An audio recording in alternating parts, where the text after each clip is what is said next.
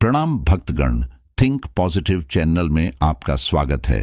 हम आपको एक कथा का श्रवण कराने जा रहे हैं जिसे सुनने मात्र आपके जीवन में सकारात्मक बदलाव होंगे और आपके घर में सुख शांति और संपत्ति से आपका घर भर जाएगा। कृपया इस कहानी को पूरा सुने और अपने प्रियजनों को शेयर जरूर करें और कहानी अच्छी लगे तो हमारे चैनल को सब्सक्राइब जरूर करें और कमेंट बॉक्स में अपनी राय जरूर दें और हर हर महादेव लिखे।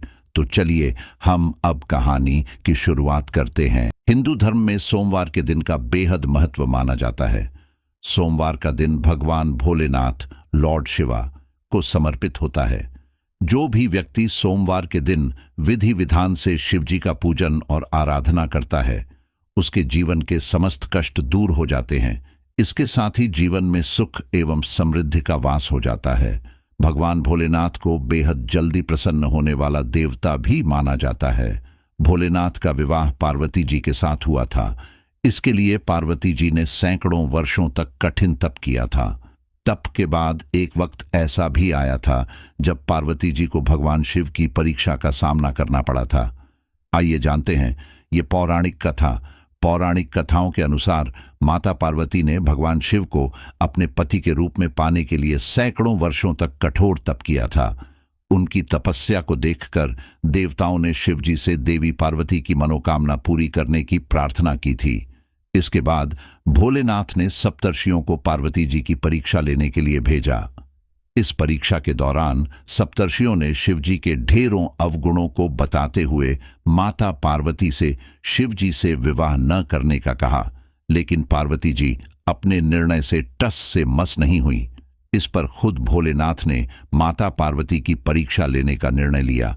माता पार्वती के तप से प्रसन्न होकर शंकर जी उनके सामने प्रकट हुए और उन्हें वरदान देकर अंतर्ध्यान हो गए। कुछ क्षणों बाद ही एक मगरमच्छ ने एक लड़के को पकड़ लिया और लड़का मदद के लिए पुकारने लगा। बच्चे की आवाज सुनकर पार्वती जी नदी किनारे पहुंची और उनका मन द्रवित हो गया। इस बीच लड़के ने माता पार्वती को देखकर कहा कि मेरी न मां है, न बाप, न कोई मित्र ही है। माता, आप ही मेरी रक्षा करें। इस पर पार्वती जी ने मगरमच्छ से कहा कि ग्राह इस लड़के को छोड़ दें। इस पर मगरमच्छ ने कहा कि दिन के छठे पहर जो मुझे मिलता है उसे आहार बनाना मेरा नियम है। पार्वती जी के विनती करने पर मगरमच्छ ने लड़के को छोड़ने के बदले में पार्वती जी के तप से प्राप्त वरदान का पुण्य फल मांग लिया। इस पर पार्वती जी तैयार हो गई। मगरमच्छ ने बालक को छोड़ दिया और तेजस्वी बन गया। अपने तप का फल दान करने के बाद पार्वती जी ने बालक को बचा लिया और एक बार फिर भोलेनाथ को प्रसन्न करने के लिए तप करने बैठ गई। इस पर भोलेनाथ दोबारा प्रकट हुए और पूछा कि तुम अब क्यों तप कर रही हो? मैंने तुम्हें पहले ही मनमांगा दान दे दिया है।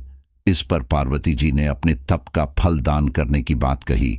इस पर शिवजी प्रसन्न होकर बोले, मगरमच्छ और लड़के दोनों के स्वरूप में मैं ही था। मैं तुम्हारी परीक्षा ले रहा था कि तुम्हारा चित्त प्राणी मात्र में अपने सुख दुख का अनुभव करता है या नहीं। तुम्हारी परीक्षा लेने के लिए ही मैंने ये लीला रचाई थी।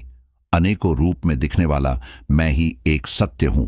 अनेक शरीरों में नजर आने वाला मैं निर्विकार हूं। इस तरह पार्वती जी शिव जी की परीक्षा में उत्तीर्ण हुई और उनकी अर्धांगिनी बनी।